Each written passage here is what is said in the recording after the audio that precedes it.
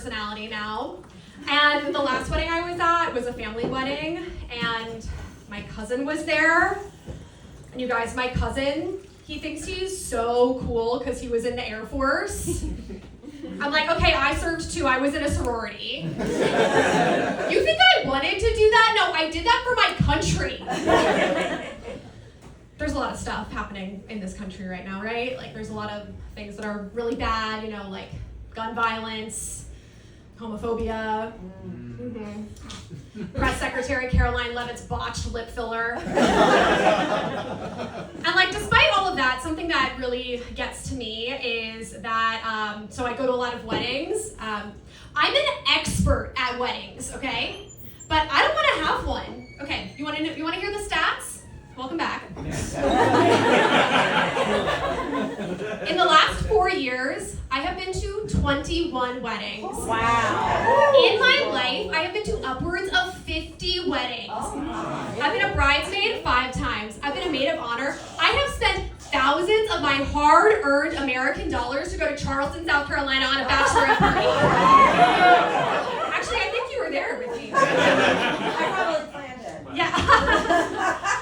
And here's the thing, I don't want a wedding, not because I'm like single, no. I don't want a wedding because no one plans them right, okay? I would plan the best fucking wedding you've ever been to. Yes. Here's what happened. The invitation would be so elegant, but it would be legible. Okay, why are we spelling out the year? What happened to numbers? The ceremony would be under 20 minutes, and everything would take place inside, so you don't have to worry about the weather. Yes, exactly. Why are we wearing stilettos on grass? I don't understand. And the thing that, or sand. I've actually never been to a beach wedding now that I think about it. I've been to every other kind of wedding. I've been to a Jewish wedding, I've been to an Indian wedding, I've been to a hippy dippy wedding. Been to all of them. You should have seen my country club family when my cousin had furries at his wedding. That was a fun time. And you know, all of this knowledge about weddings, it's just like taking up space in my brain. Like, I could be doing so many other things. Like I could learn Spanish. I could cure cancer. I could become president of the United States of America. For you. Wait, what am I saying? Women can't be president. That's the funniest joke in the set. In Mexico? That's true. Actually, that's true. I should learn Spanish. I could run in Mexico. Yeah. And I know there's a lot of men in the audience, so you might not understand the like societal pressure for women to get married. So let me put it for you this way. Okay. Imagine since you were like a little itty bitty baby boy, everyone in your life told you that one day you were going to grow up to be an accountant. And when you become an accountant, you're going to be the hottest you've ever been. You're going to be the happiest you've ever been. And everyone's going to tell you they're so proud of you. Sounds like a great deal, right? Yeah.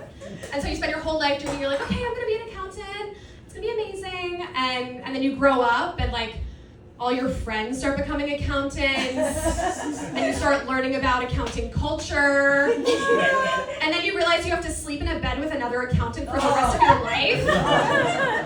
So you tell your friends, you're like, I don't know if this like accounting thing is really for me. And they're like, oh no, Claire, you just haven't found the right firm to work at. And I'm like, no, I don't think that's it. And they're like, actually, Claire, I think you're next. And I'm like, that's what serial killers say.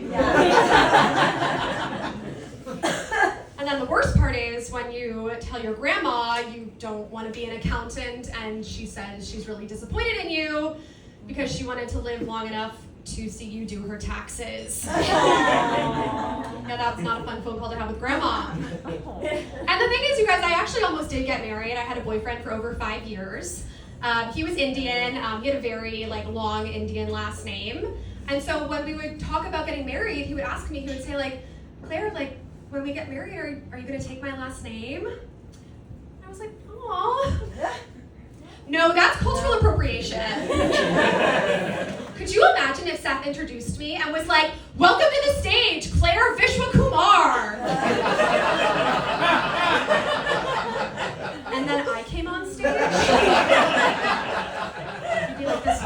bitch.